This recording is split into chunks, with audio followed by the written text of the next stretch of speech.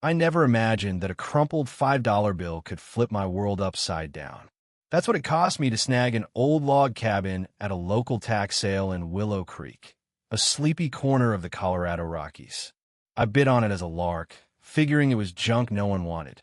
The place was a wreck roof caving in, walls buckling, overgrown with brush.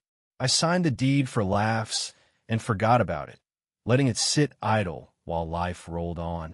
Fast forward 6 months, and disaster struck.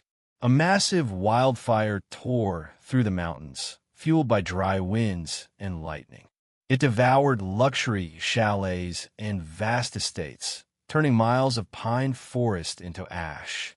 News helicopters buzzed overhead as families fled, and I watched the chaos unfold on TV, feeling sorry for the folks up there. But when the smoke cleared, my rundown cabin stood unscathed, the sole survivor in what was now prime real estate for upscale resorts. Developers flooded my inbox with offers starting at $3 million, climbing to $12 million on Redfin. I thought I'd hit the lottery. That's when the trouble started. One crisp morning, as I hammered loose boards on the porch, a sleek SUV pulled up. Out stepped Barbara Jenkins, president of the Ridgeview Estates HOA, clipboard in hand, dressed like she was heading to a board meeting. She had that smug vibe, the kind that screams rules are rules. "You need permits for those repairs," she snapped, eyeing my tools like contraband. I chuckled. "Lady, this cabin's been here since 1935. It's not in any HOA."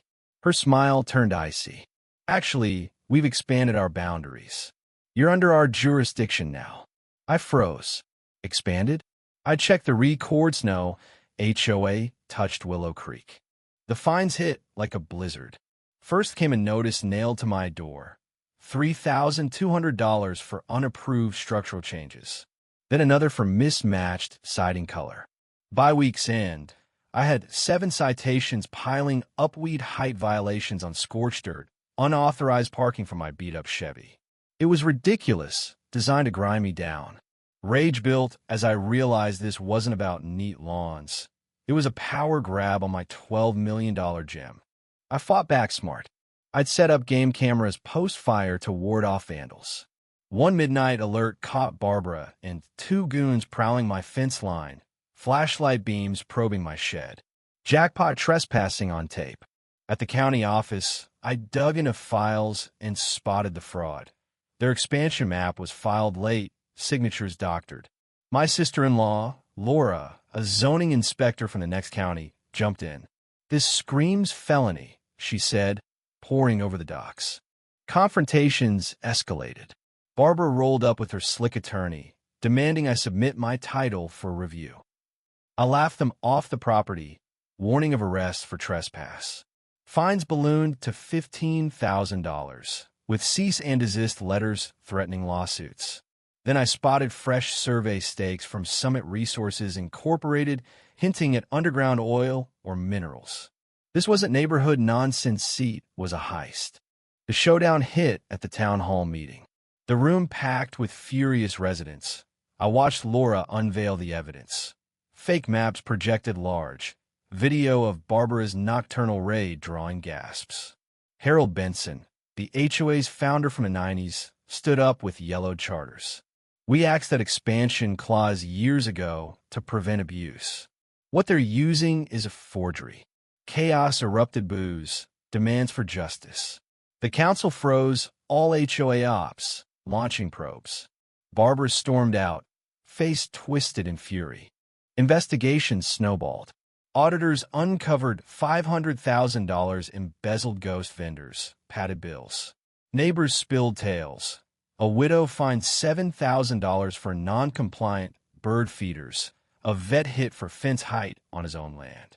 Ties to Summit Resources emerged. They were after shale oil rights, using the HOA as a front. Arrests followed. Barbara in cuffs at dawn, her attorney scrambling. Charges stacked up: forgery, racketeering, conspiracy. But the real twist came a week post-sentencing.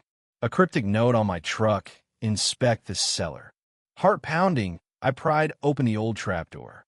Tucked in cobwebs was a metal case ledger's blueprints, a USB.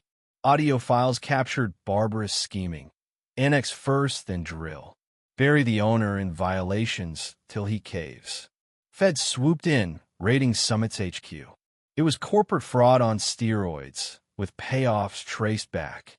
In court, I testified amid a sea of victims. I bought this for $5 as a gag. Greed turned it into war. But truth wins. The judge slammed down. Barbara got 15 years, full restitution. HOA dissolved forever. New laws mandated resident votes on expansions. Back at Willow Creek, I rebuilt new roof, wildflower garden, a sign reading private property no, HOA allowed. Peace reigned, the cabin a symbol of grit. What do you think? Was the HOA overreach justified for community standards or pure bullying? Share your take in the comments, stand your ground, and let me know your views.